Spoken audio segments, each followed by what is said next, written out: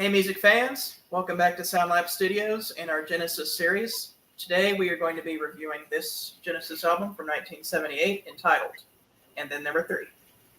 So, with this particular album, Genesis drops down from a quartet to a trio. They were a quintet, then they were a quartet, now they're a trio. Sadly, Steve Hackett left, and now we've got this album here. So, Jacob, before we begin talking about this album, do you have any just kind of general thoughts about this particular album here? Yeah, so this is the Genesis album with what I like to call the core trio. This is, I think, what became the major lineup that most people have come to recognize with Genesis: Phil Collins, Tony Banks, and Mike Rutherford. And I think this is a really strong album. There's some great tracks on here. Of course, this has the first big hit from Genesis. You got to give credit where credit's due. Even with that, there's still some really cool artistic songs in here. Some of them feel more mainstream on this album. I could see, I wonder if this is the one where people started to say, is this the sellout Genesis album? But I think it's still an awesome album. Some great deep cuts on this album. Obviously, the hit song is great, which we'll get to that. And I'll talk more about some of the stuff I love about this album, but let's just say this is a great album. I really enjoyed it. Okay, so the album is called And Then There Were Three, so we need three people to review it. So let's bring on a third person, just like that. 3, 2, 1. Hey! Look at that. We got three people to review this album now. Yeah, so everyone who's going to watch, like Brian and Jason, are like, wait, isn't Nick supposed to be on his break? Well, life is full of mysterious surprises, so there's that. I have joined. Yes. Nick really likes this album, so I think he'll want to talk about it. Even though he's doing his own Genesis series with Breyer and with Ryan Cameron. But Genesis, And Then There Were Three. Let's go ahead and get going. So, and then it's also kind of important because this is Genesis's last album of the 1970s. So after this, we're going into the 80s. So let's go ahead and bid farewell to the 70s Genesis and get moving on into the 80s. The first song on this album, Down and Out. What do we think about this song? Okay. What's the order going to be? We'll go in the reverse order that the people are in. So, like, Nick, you can go first, and then Jacob, and then I'll go. Okay.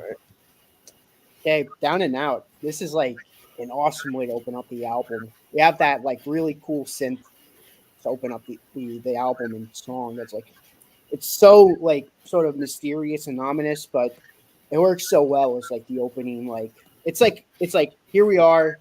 This is like kind of a beginning of a new era, and this song is so epic. This is like one of their best songs. Here, like one of their like three of the songs of this album is like top tier Genesis. Very very good stuff. This definitely made my top three actually. This was a top three for me actually. This was that good. All right. So when I first listened to this album, I heard that synth intro had kind of an eerie sound to it. I was like, this sounds like The Shining almost. Like the opening of The Shining. I'm like, this is a little creepy. I'm like, where are we going with this? And then the drums start kicking in, and then the guitar starts picking up. Phil Collins starts singing. I'm like, oh, we're building up to something epic here. This is a really awesome song. I've always complimented Phil Collins' drums, even when he started on Nursery Crime, but I think on this album especially, this is the album where I feel like when people say Phil Collins is like an all-timer as far as rock and roll drummers, this is that album that's like, wow. Like some of the intense drumming he does on this album, like on this song especially, like he'll have moments where it'll be like I'm like, oh man, this is the Phil Collins I love as a drummer. I would say this might be the angriest song on the album too. Like Phil Collins, I don't know what he was doing behind the scenes on this recording, but he must have been angry about something. Oh, about that. This was his way of venting. And you know what? You know what? If singing a song about it is your way to vent and not be toxic about it, then that's a really cool way to do it. This is couldn't quite make my top 5, but it's still an epic song and a great way to kick off this great album. So Phil Collins' marriage was falling apart during the making of this album, and then shortly after this album came out, Phil Collins took some time off from the band to try to save his marriage. And it didn't quite work out, and they got divorced in 1980 or 1979. And the album Duke has a lot of songs that have to do with loneliness and rejection, which are fueled by his recent divorce. That makes a lot of sense. So this song is really cool. I love how it starts with the moody Tony Banks synthesizer, and Phil Collins is killing it on the drums here. Man, insane drums on this song. It's just a perfect way to introduce that the band is going through another new phase, and a great way to introduce this particular album here, and then number 3. All right, so the second song is Undertow. This was a really cool ballad type song after the epic opening song. I mean, the first song is like, you know, how are they gonna continue after that song? And then this song comes on. Great way to follow it up. Big Phil Collins is really killing it on vocals. And to me, this was the first album where, well, in my opinion, this is the first album where Phil Collins really started to shine as a lead vocalist. I know Scott will argue Duke is the first album, which I could see that. But to me, this was the first album where I feel Phil Collins starts to really get confident in himself. I'd say Duke was where he really gets perfected his vocals as a Genesis singer and as just a vocalist in general. But to me, this is the first album where Phil Collins is like, you know what? I'm the lead singer now. This is my band. This is no longer a Peter Gabriel band. It's me now. I'm going to shine. And this is a star example of that. Sadly, this did not make my top 5, but whoever it did make up on their top 5, I could totally see why. This is great. Yeah, I really like this song as well. I think it's one of the weaker tracks on the album personally, but it's still a really cool ballad. I do agree with Nick. Phil's vocal work on this album is great. Of course, I would argue he started out great on A Trick of the Tail. That's still my favorite Genesis album, and Ripples is my new favorite Genesis song. But I can see the growth in how he sings more confidently, because he did that one song, I think it was on Nursery Crime. I forgot the name of it, but for Absent Friends. For Absent Friends, where he was just doing a weird Peter Gabriel impression on it, and I could see people mistaking him for Peter Gabriel listening to that song. So now it's at the point where, it's been a few years since Peter Gabriel's left Genesis, and Phil Collins is like, you know what? I'm no Peter Gabriel, but I can be Phil Collins. And you really see that, I think, going forward. I do like the drumming on this song. There's some cool synth keyboard work on it. Like I said, it's a pretty good ballad. It's not one of my personal favorites on this album, but still a sweet ballad to complement the rest of the album. So I really like this song, Undertow. It's not one of my favorites on the album, but I love the huge chorus with the kind of the washy synths from Tony Banks, and Phil Collins his vocals are very good on this song, especially the part where he goes, "And let the love surround me." When he gets to that part, I really like that part. It definitely builds up to that big chorus, but it's a good song. Not one of my favorites, but I really do enjoy it. Now we're going to get to a song I'm looking forward to talking about, The Ballad of Big. Yeah, so I've made this clear before to everyone on in our little group, but I'm gonna say it on video now. This is my favorite song on the album, and arguably the best. I've been listening to the song a lot, and to me, this is arguably the best Phil Collins song period from this period in general. Like going through all the Phil Collins period songs, starts to slowly kick in with the synths. Again, the synthesizers really add something special to these Phil Collins songs. I know people will argue and be like, "Oh, that's when they sold out. Was when the synthesizers came in." Well, Cinema show. Cinema show. yep. Yeah. In the cage. Yeah, it was in the Peter Gabriel album, so I don't get it either. People just like to pick and choose parts they hate. Anyway, this is an awesome song. It starts off epic, but then like there's like this key change. It's like boom, boom, boom, boom, boom, boom, boom. It gets even more epic, and then it kind of goes back to where it was before. Then it gets back again. It's like this is like to me one of the most epic songs, and it just keeps better. Just keeps climbing more and more in my Genesis song ranking, and it might end up being in my top 10 Genesis songs eventually. all right. So I don't know what the general reception is on this song, but I really dug it. I think it's a really cool song. It's kind of it's probably the goofiest song on the album. It's this story about Big Jim, and he goes mad in the desert essentially, and it's so over the top. I even like the tempo changes on the song because in the verses it's like this really grooving guitar part, and Phil Collins is more over the top singing about Big Jim, and then like you have, and then it like picks up in the chorus where you got an organ playing, and you get the members singing in harmony about kind of like the kicker of Big Jim going mad, and that's where the drumming really kicks in as well. So I think it works really strong on a musical level because with the different tempo changes, kind of like what I love about something like Bohemian Rhapsody, when you have different things within the song, layers upon layers, it makes for something very memorable. Of course, when I first listened to this album the other day, I did let slip that this was my favorite song on the album. Since then, when I listened to it a second time, it has been dethroned. You'll find out what my favorite song on this album is, but it is in my top 5. It's still an epic song. Okay, so Phil Collins, believe it or not, loves cowboys. He was obsessed with cowboys. And fun fact, I got this off Wikipedia, but Phil Collins has been given an honorary citizenship in the state of Texas.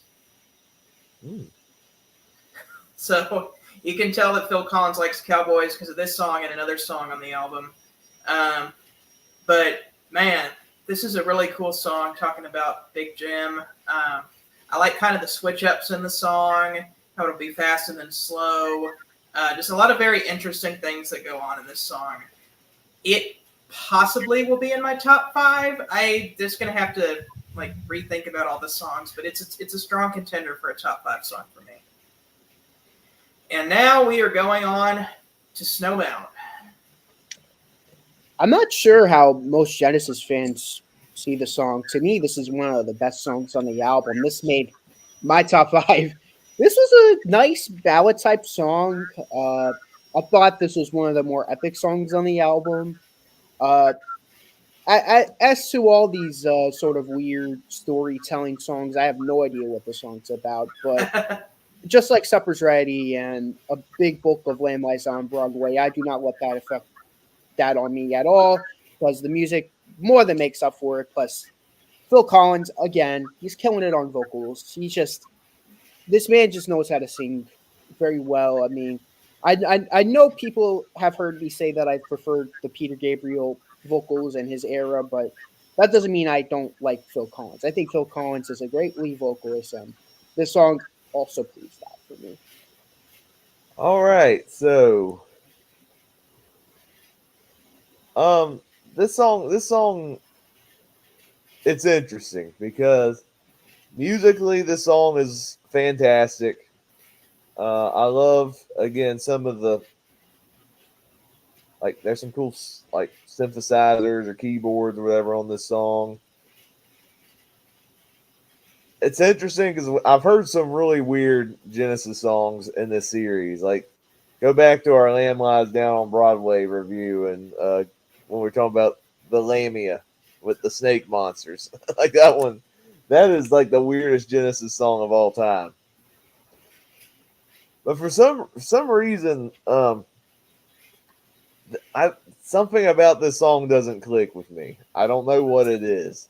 I've listened to it twice, and I appreciated it a little more the second time.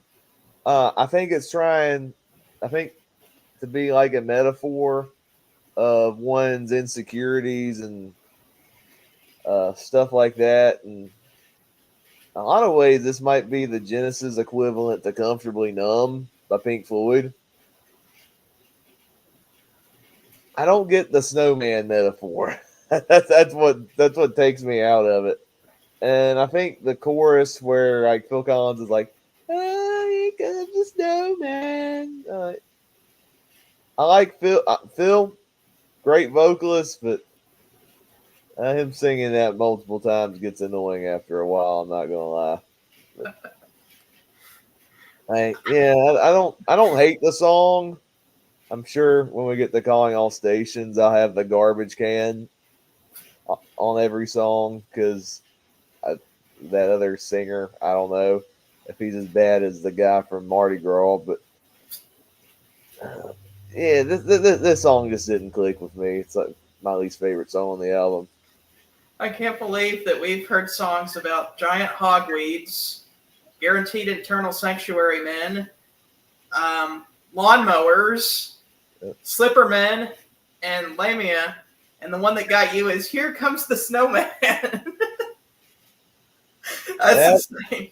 Yeah, it's weird. I don't. I mean, to be fair, you just heard so much of these weird Genesis songs. Like, it gets to the point where you're like, okay, we get it.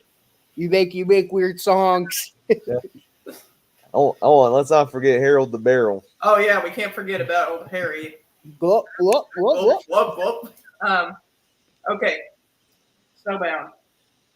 I love the sound of this song. It's a beautiful sounding song. I love the layers of synthesizer that Tony Banks puts over it. I like how powerful Phil's vocals are on the chorus. That being said, I am kind of with Jacob. Like listening to "Hey, there's a snowman." I'm like, I can't take this seriously. Phil is just singing about a snowman. Like, what's going on? And then whenever it gets to the big dramatic key change moment where it's like, "Hey, there's a snowman." at the last part, I'm like, it got extra dramatic for no reason about a snowman. Like, why? I do like the song, but the lyrics are very goofy. And that's just what I have to say about it. So let's move on to a much more serious song, "Burning Rope." Yeah, this was an awesome way to close out the first side of the album. I thought, man, this was, in my opinion, I feel like this album is somewhat front-loaded because 4 out of the 5 songs on this first side is in my top 5. That doesn't mean the second side is any bad. I think the second side is great too, but it's just a weird coincidence that all the best songs for me are, well, most of the best songs are on side 1. Yeah, this was a great song. It's funny that you believe that most of the songs on side 1 are in your top 5 and it's front loaded. I think the back half is stronger than the front half. I actually prefer side 2 as a whole over side 1, but I'll share that when we get there. How about 50-50? Well, 4 out of the songs in side 2 are in my top 5. So, but yeah, "Burning Rope." The longest song on the album. It's pretty good. I think there's some interesting layers to it lyrically about like the different ups and downs in life. I don't know if this is another one that ties into the issues Phil Collins was dealing with, but now when you mentioned it, when we talked about Down and Out, but thinking about it now, it's that if that's the case, then it's some of the wordplay in the song is pretty cool. I love the guitar solo on this song from Mike Rutherford. The fact that he's having to do double duty on this album, I guess going forward, because I think he was just the bassist, and now he's doing the guitar stuff that Steve Hackett had done previously. He's doing a really good job doing both instruments, and the guitar solo on this song is awesome. It's easily the highlight on this whole song. It couldn't quite make my top 5, Oh, but much like Down and Out, it's another epic song, and it's a pretty neat way to close out side 1. okay. This song, it's epic. I love the big chorus with like the burning sun and the moon and the man in the moon or whatever. All that. That's really cool. But I'm with Jacob. The best part is the guitar solo. Mike Rutherford's guitar playing on this is great. It's like you got huge shoes to fill with Steve Hackett leaving. And so Mike Rutherford is basically saying, hey, I can hold my own as a guitar player here. And he lets this guitar solo on the album. Amazing. This is in my top 5. It's a great song. So we are going to take the record and we are going to flip it over to side 2. And we are going to get Deep in the Motherlode. Okay, so having what I said about all that, this was still an incredible song with the great way to open up the second side of the album. And to me, the biggest highlight is the synthesizers. I think the synthesizers kill it on this song. I think, man, the synthesizers were absolutely outshining everything on this song. I mean, I think Phil Collins was great with the drumming and singing, and I thought everything else was doing really good, but the synths was what kept me. Was what kept grabbing me, and yeah, this was another highlight on the album for me. Yeah, I like this song as well. This is the other Western themed song on the album following Ballad of Big. This one's more about the gold rush and being obsessed with the gold. It's got a really catchy chorus. Go West, young man. That's very memorable. I think Phil Collins is probably the biggest strength of this song between his singing and the drumming. But like Nick said, the synths make a really interesting contrast in the production that's really cool.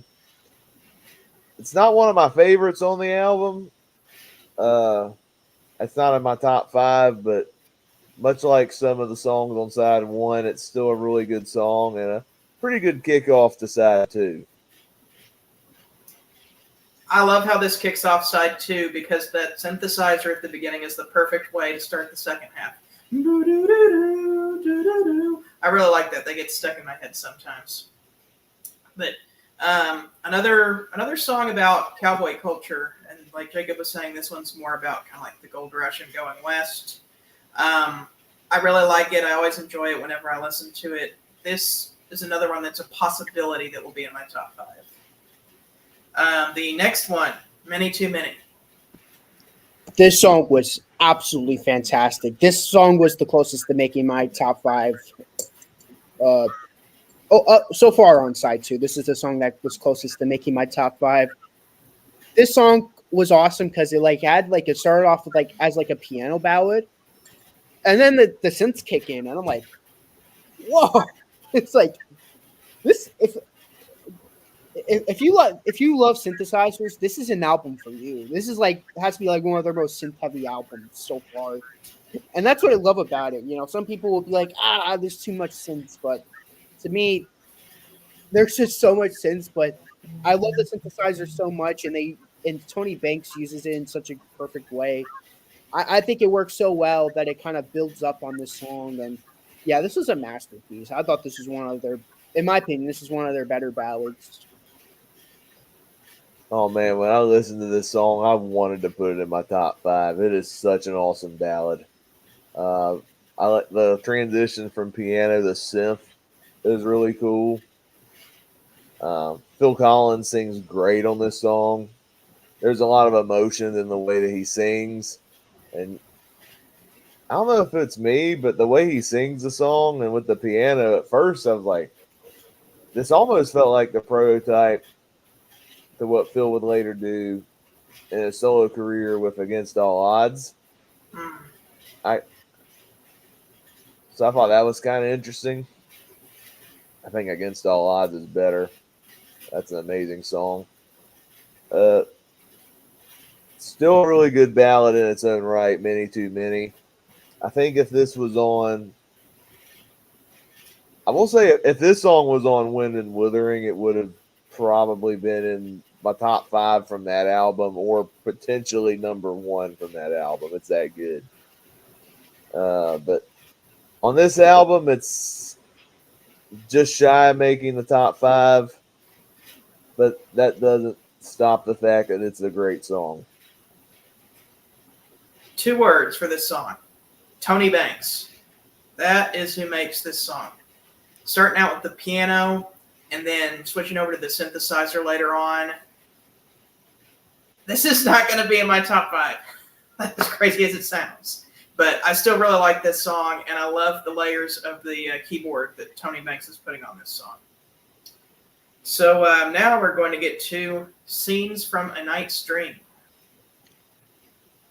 This song is so good.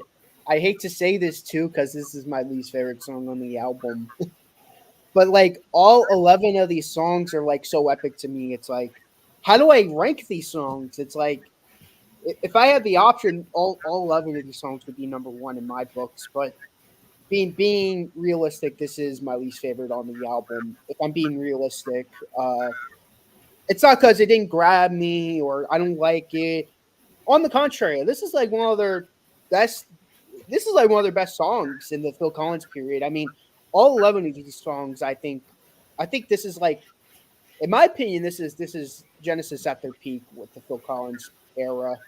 Or I'd say there's like 2 Phil Collins eras. There's the transition from prog to pop, and then there's the full blown pop period. I'd say this album is easily the best of the transition period from prog to pop. I think we all know what the best pop album is by then.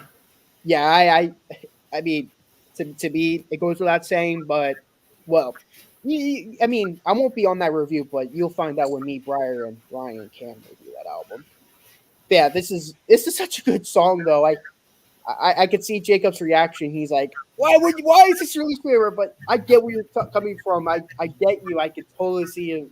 It's just, there's just so much great songs on this album. It's not like, oh, this song is very cruddy. I don't like it. The synths are great. The drumming's great. Phil Collins is singing his heart out. It just happened to rank last for me. It sucks. So this song is Nick's least favorite song on the album. I think I'm gonna spill the beans. This is my favorite song on the album. Oh wow. This song, listening to it actually just before we went live, this I don't know what it was, because this was near the bottom of my ranking when I first listened to the album, but it shot up to my favorite song on the album tonight. I think I just sat and absorbed the musical genius of this song, the drumming, the guitar work is awesome. There's a really memorable riff that's been in my head since I've heard it. The chorus of this song is so catchy. I love it. I don't think of Genesis as a harmony band, but the few times they do, it's really cool. So hearing the different vocalists in the chorus is pretty epic. And I just think the song itself is pretty cool. It's talking about a kid having a nightmare and just the descriptive imagery surrounding that. It's like, I kind of want to see a music video of this song, preferably in animation. I think if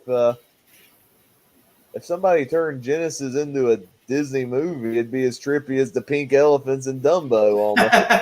Like references to dragons and giant mushrooms. I'm like, oh, that would have been a tripped up Disney sequence if they had gotten their hands on this song. But man, this song is awesome. This is of course, I don't know how this song is received among the bigger Genesis fans than I am, but I think this is an epic song. This album is kind of a hidden gem in the Genesis discography. It's not talked about a lot by either side of the fence, prog or pop Genesis fans. This song is so good. Okay, so Nick, it's his least favorite. Jacob, it's his favorite. What do I think about this song? It's good. Sorry, but it's not my favorite. So I guess you're in the middle. Kind of in the middle on it. We are introduced to Nemo, who's kind of having some interesting dreams. And it's talking about like his dreams that he's having. I don't know. This kind of reminded me of A Nightmare on Elm Street, kind of, except it's not like threatening his life. But it's like the kid doesn't want to go to sleep because he's having weird dreams. Like that's kind of what it reminded me of. But I love Tony Banks' synthesizer playing on this song, though. That is definitely the highlight of this song. And it is a good song. It's just not one of my favorites on the album. Okay, next. Say It's All Right, Joe. I don't know why, but this album gives me Moving Pictures vibes for some reason. Because like this is like when the synths start to get heavier and heavier, and I mean to me, Duke is like the Signals, and this is like the Moving Pictures for me. Having all that random thoughts out of the way, this song is epic. I mean, to me, all these songs are epic. I already said this already, and again, this didn't make my top 5. It's sort of middle bottom-ish of my list, but again, another sort of great ballad type song on the album. That's another thing I love about this album so much, is that there are lots of ballad type songs on this album. I know they'll start to incorporate more ballads as they start going more into the Phil Collins period, especially the pop period. Well, there's one album where there's like this huge big pop ballad on certain album. But yeah, this is a great ballad. Again, they're really killing it, and the synthesizer is great as usual. All right. So the last 4 songs on this album are in my top 5. So this song is in my top 5. This song, like, where do I begin? It's a song of 2 sections. It's like Ballad of Big. It starts out this very slow ballad, and then the guitars and the drums pick up, and it becomes an all-out rock fest. And I think the way it's structured, is really fascinating, because you get to the beginning, it's like, say it's all right, Joe. So give me another drink. So it's like this sad song about a lonely guy drinking his sorrows at the bar.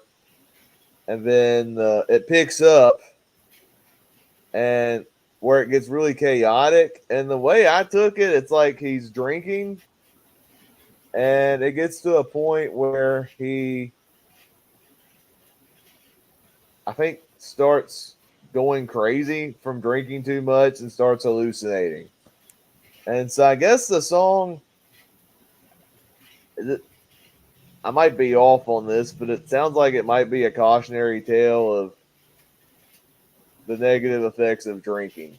I don't know if that's where Phil was going with, but if that's the case, I think I love the song even more if that's the case, because this is like, once the song picks up, you know it's about to go down.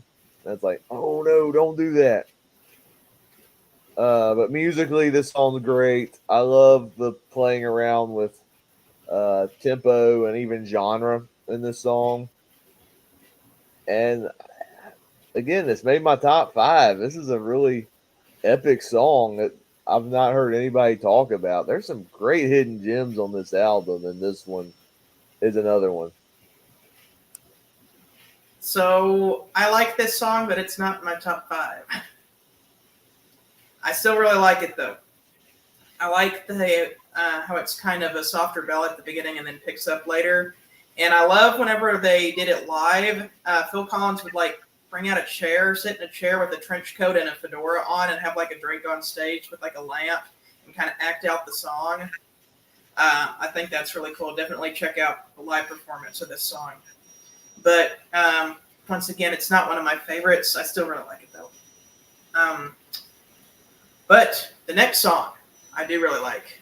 The Lady Lies. Again, this is such an epic song on the album. I mean, again, I want it to be in my top 5 so badly, but this album is just filled with gems and diamonds and so much jewels on this album. It's like I don't want to spoil this, but this might end up becoming my favorite Genesis album. I'm not even joking. Wow. Over Foxtrot? I'm not even joking. This might actually go over that album. But you won't find out until me, Briar, and Ryan do the Genesis ranking. This album is that good, and the fact that this song is amazing and awesome, but again didn't make my top 5, just proves how awesome this album is. I mean, this album is just filled with epic track after epic track. I mean, to me, this album should be recognized more. I'll admit I didn't care for this album when I first heard it, but the more I listen to it, the more I'm like, this might be their best album. Yeah, this song is another epic song. Top 5. The storytelling is really interesting. You got a guy saving a woman in Phil's own words from the mouth of a monster. But who's the real monster in the song? The lady who lies. This song is epic. The guitar work from Mike Rutherford, he really stepped up his game on this album, doing a double duty. Phil Collins is awesome once again, singing and on drums. There's some cool keyboards on this track. Another great musical masterclass of a song. I think the storytelling in the song, and I think the fate of the guy in the song is it's unknown what happened to him, but you know that with this character being a cruel monster, the woman is like, it's not gonna be good. He did. Yeah, definitely did. But it's epic song. Made my top 5. Okay, this song is amazing. I love the the swing time, and I love the intro. It's just so, I don't know, almost music hall ish. Like it's like a, and then the storytelling is very interesting. This guy saves this lady from a monster, but it turns out that she's the monster, and he's like, "Follow me home," and then it's like, "I know I shouldn't, but I'm gonna go," and then he ends up dead. But I just love the instrumentation on this, and I love Phil Collins' drumming on this. It's so good. Just the overall feel of this song is just really cool. I really like this one. Okay, we have reached the very first top 40 hit that Genesis ever had. Follow You, Follow Me. Yeah, this goes without saying. This made my top 5. This is the only song on side 2 that made my top 5. I mean, how can it not be on everyone's top 5? This is like one of their first big songs, and it's big for a reason. I wish my radio station would play the song more than just That's All, but beggars can't be choosers, I guess. This is a great song. Follow You, Follow Me. Yeah, this is like one of their more catchier songs too. And if I'm remembering correctly, I think this made Jason's top 10 Genesis songs. Oh, wow. Either that or a strong honorable mention. I forgot which one, but yeah, to me, this was like the beginning of their commercial peak. All right, so the first real big Genesis hit, this definitely made my top 5. Heck, I'll even say this made my top 3. It's a great song. Very catchy. I love the synth solo in this song. Tony Banks is really killing it on this album. Guess kind of a precursor to, I guess, the sound Genesis would go into, especially into the 80s. And it's a really cool little transition. Phil Collins sings great on it. It's a sweet little love song. Nothing too complex or anything, but you can still do a basic love song with great people playing the instruments and still make a really good song out of it. And this song is awesome. It's a kind of like what Nick says, like it's one I don't hear that much on the radio compared to other Genesis songs, but it's still a great song in its own right. And every time I hear it, I'm reminded how good this song actually is. This song is amazing. I love the sound that's on Mike Rutherford's guitar at the beginning with that guitar riff. And then Tony Banks comes in with the organ, and then he plays this cool little synthesizer line over the chorus. Very catchy chorus. Follow you, will you follow me? And you don't know something? The lyrics to this song are great, especially for this being one of Genesis's first big love ballads. The first one was Your Own Special Way from Wind and Wuthering. But I think I like the lyrics to this one even better. Like, what is it? Like, in your arms I feel so secure every day. Such a perfect day to spend alone with you. Follow me, stay with you, you'll stay with me. You know, it's a lovely song. Like, people tend to trash on the lyrics just because it's not Bob the Knob got smacked on the glob from Epping Forest or whatever, and it's like, come on, it's a great song. It's got really lovely lyrics, and I love the chorus. Tony Banks' synthesizer playing, amazing as always. Like, even though it's a more commercial song, technically, like, you can still hear great musicianship on this song. So, that is, and then there were three. What's everybody's top five from this album? Okay, for me, I have 6 honorable mentions. Many Too Many, The Lady Lies, Say It's Alright Joe, Undertow, Deep in the Mother Load, Scenes from a Night's Dream. Those are my 6 honorable mentions. Number 5, Burning Rope. Number 4, the song that I apparently like the most out of everyone, Snowbound. Number 3, Down and Out. Number 2, Follow You, Follow Me. Screw You Haters.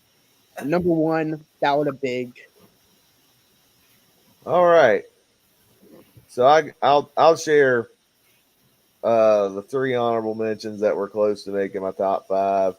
That's Deep in the Mother Load, Down and Out, and the one close to making my top 5, my number 6 would have been Many Too Many.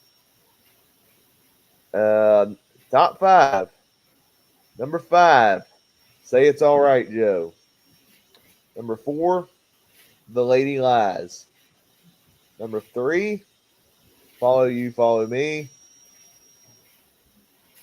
Number 2, Ballad of Big. And number 1, I'm probably the biggest fan of this song, Scenes from a Night's Dream. So my number 1 is Follow You, Follow Me. I'm the only one who put that at number 1. Somebody had to put it at number 1. Number 2 is The Lady Lies. I really like that one. Number 3, I'll probably go with Burning Rope. That's a really good one. Number 4, Deep in the Mother Load. And number 5, Down and Out.